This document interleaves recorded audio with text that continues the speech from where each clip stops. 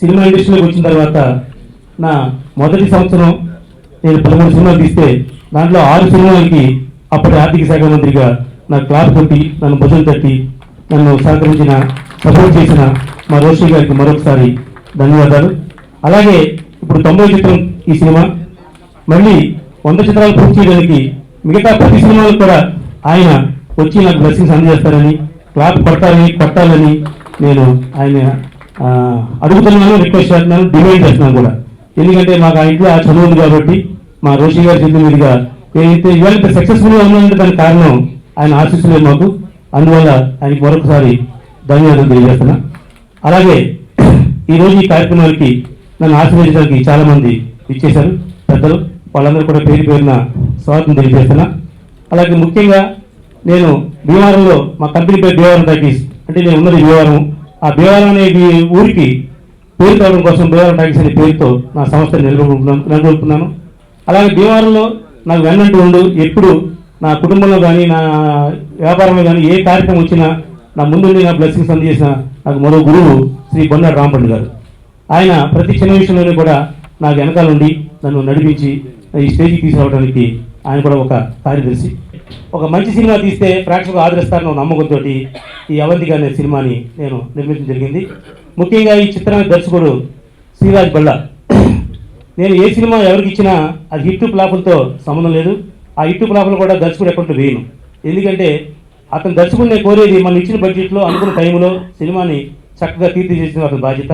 అతను శ్రీరాజు ఇంతకుముందు నాకు 3 సినిమాలకి డైరెక్ట్ చేశాడు. 3 సినిమాలు కూడా నేను సేఫ్గా ఉన్నాను.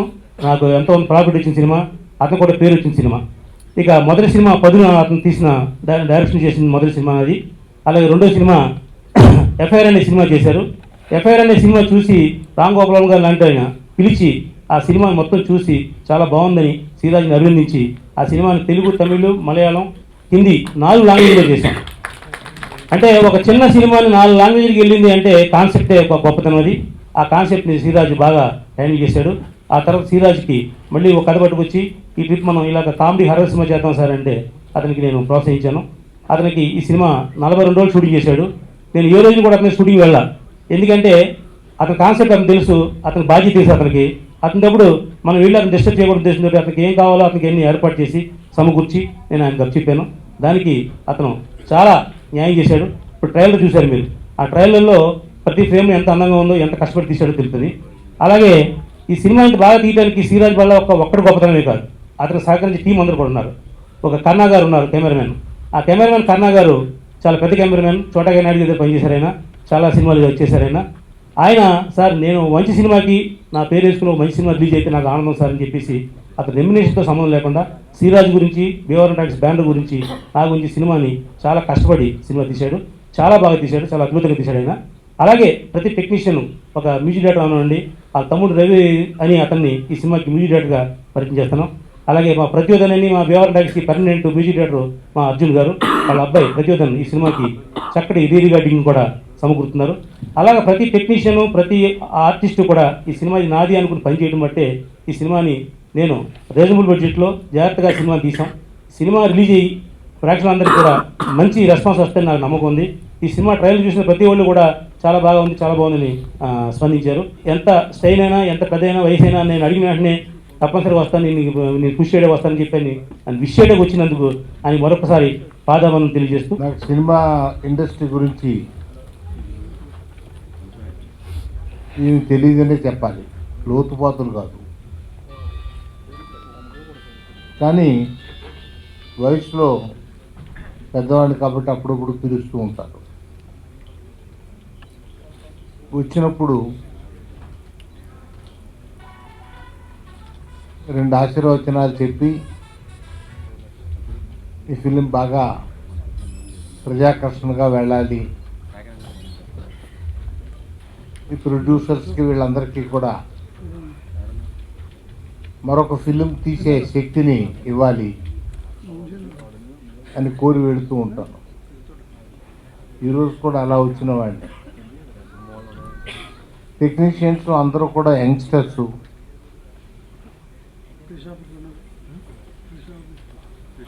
అందరూ బాగా మంచి స్పిరిట్తో పిక్చర్ తీశారు.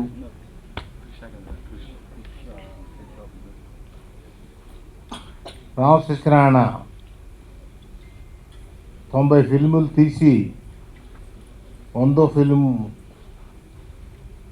చేయటానికి పరుగులు తీస్తూ వెళ్తూ ఉన్నారు. ఆయన కృషి జయప్రదం కావాలని ఈ పరుగు పందెంలో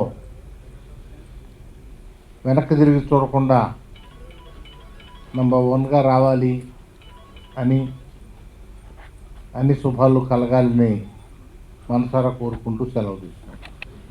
ఆయన భీమవరంలో ఉన్నప్పుడు మళ్ళీ సినీ ఫీల్డ్లోకి హైదరాబాద్ వెళ్తున్నాను అన్నప్పుడు వెళ్ళొద్దని అడ్డుకున్నది నేను.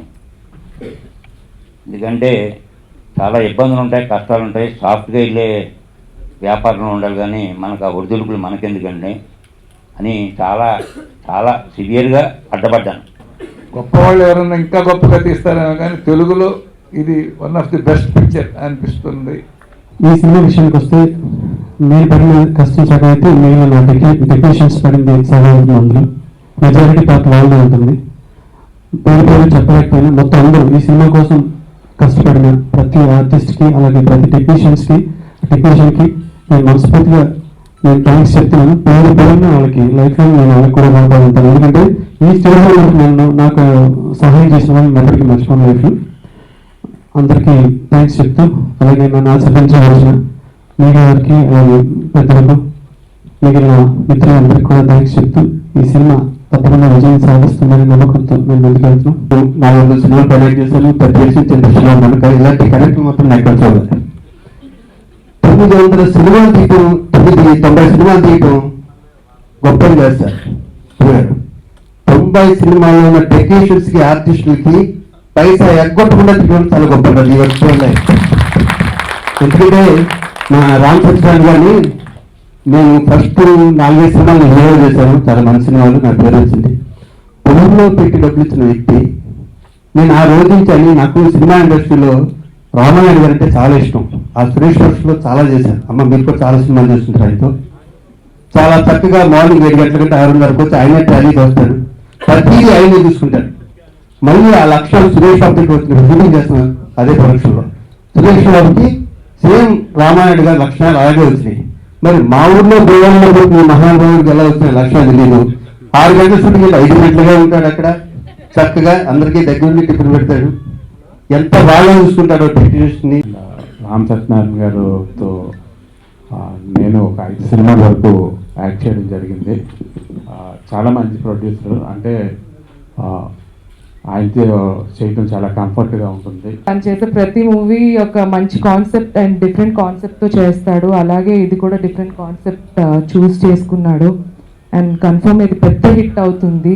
అండ్ నాకు కూడా మంచి పేరు వస్తుంది అనుకుంటున్నాను. అండ్ నేను ఒక్క విషయంలో నాకు చాలా కోపం వస్తుంది. నన్ను హైడ్ చేశారు ఈ ట్రైలర్లో, కానీ పూర్ణని చూస్తే నాకు అబ్బా పూర్ణ కన్నా నేను బాగుంటానా అనుకున్నాను. కానీ పూర్ణ నన్ను డామినేట్ చేసి ఎంత బ్యూటిఫుల్గా ఉంది. ఎంత బ్యూటిఫుల్గా కనిపించడానికి రీజన్ కెమెరామెన్ కర్ణ గారు. ఆయనతో ఇది నాకు సెకండ్ మూవీ ట్రావెల్ చేస్తున్నాను. ఆయన ప్రతి షాట్ చాలా బ్యూటిఫుల్గా తీస్తూ ఉంటారు.